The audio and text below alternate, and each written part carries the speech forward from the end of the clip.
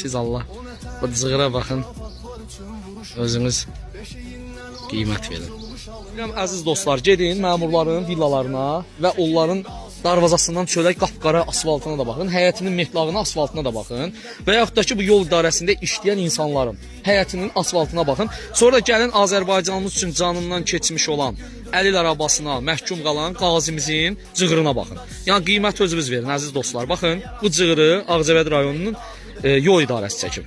İndi qardaşımıza belə bir böyük əziyyət çəkiblər. Yəni bura milyonlar yatırım ediblər də bu yola. Baxın. 4 qarış sadəcə əlil arabası keçmək üçün. Da qiymət özünüz verin. Əlil arabası üçün qardaşımız gedəcək güya ki rahatlıqla yola. Yolda da çıxılmaz da vəziyyət. Yəni oradan vəbşə ilə yeriməz. Sizcə bura daha gözəl olmalı deyilmi? Sizcə buranın bütöv hamısı asfalt olmalı deyildimi? Yoxsa belə bir cığır